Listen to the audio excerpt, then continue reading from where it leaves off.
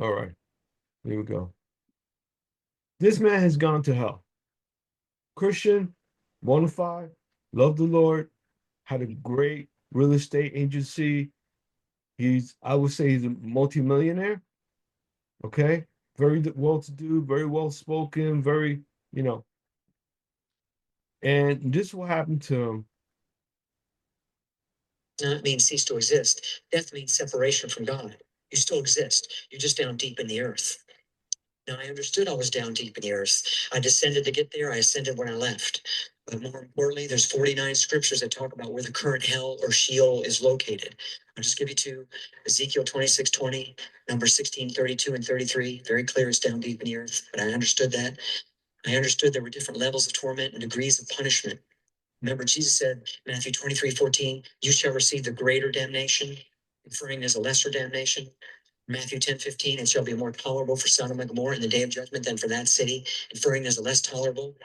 Hebrews 10:28, of how much worse of a punishment suppose it shall be for you, you who have trodden underfoot the Son of God. There's a worse punishment. But my point is, there is no tolerable, comfortable level in hell. Any level is horrendous beyond anything your mind can even conceive. I want to talk to a person, just anybody. There's pleasure in conversation and being with people, but you're kept apart. You know, even though I saw all those people in the pit, literally burning through the flames, but you're kept at a distance, so you never have any conversation. You're isolated and alone for all eternity. That alone is enough to bear. And you have no purpose, no destiny. It's just a complete useless wasting away. Ecclesiastes 9:10 says, there is no work, nor device, nor knowledge, nor wisdom in Sheol, just a waste. Ecclesiastes 6:4 says your name's covered in darkness, so it doesn't matter if you're somebody famous here. No one would know who you are there. You have no identity. You understand you're not getting out. Job 7:9 says, he that goes down to Sheol shall come up no more. You have that understanding. No one's going to come rescue you. And the stench in hell is so foul and putrid, the worst odors you can ever imagine, worse than any open sewer. Anything you can imagine, take it times 1,000. Remember, Jesus rebuked the foul spirits, Mark 9:25. Demons have a disgusting foul odor to them. Also, the smell of burning flesh and the smell of burning sulfur. And if you ever go to Hawaii to the volcanoes, the volcano there, they have signs posted where you cannot go past a certain point because the toxicity of the burning sulfur coming up, it will kill you if you breathe it. It's called sulfur dioxide. Sulfur is just another word for brimstone. And the word brimstone is all through the Bible. So you're breathing in this foul, putrid, disgusting air that you don't want to breathe. It's even worse than that because there's not enough air to breathe. You have to fight for even a tiniest bit of oxygen. And this is how you breathe in hell. It's like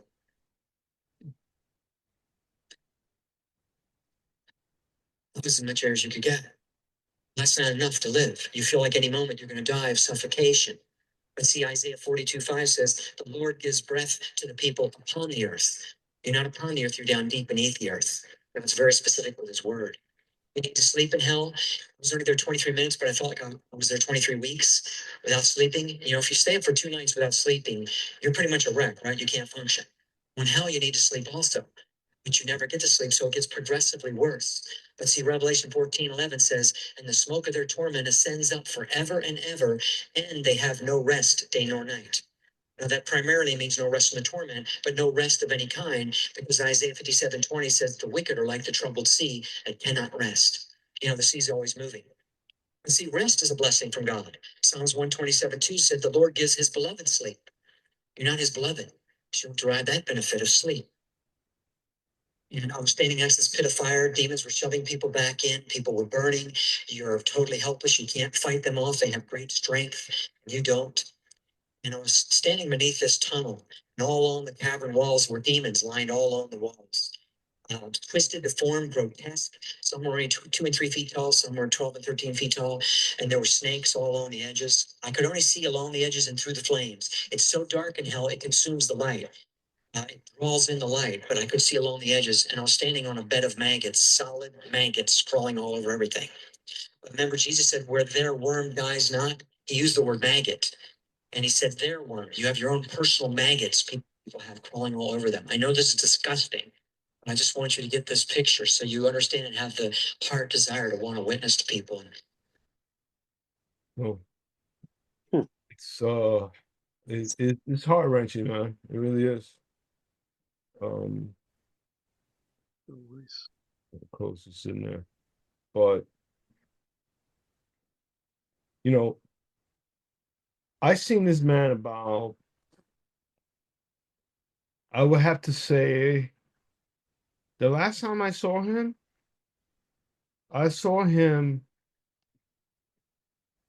about 10 years ago. And this happened to him about 20 something years ago, you know? See what Jeremy has. Yeah, it's consistent, it's consistent because that man, if the person's, first of all, if he's telling a lie, you got to be able to remember the lie, right? Mm-hmm. This man is consistent. The same testimony he's given, I have many other videos of him, but they're all the same. They all line up, all scripturally. Yeah, it was a man who was a successful real estate agent. He went into a testimony is that he went to a prayer meeting as he's ever have gone to prayer meeting, came home with his wife, and didn't think much about it, went to get up, drink some water, and all of a sudden he collapses, he dies. I think he died for like 23 minutes. And he left his body, he went through the floor, and all of a sudden he's going at full speed down a pit.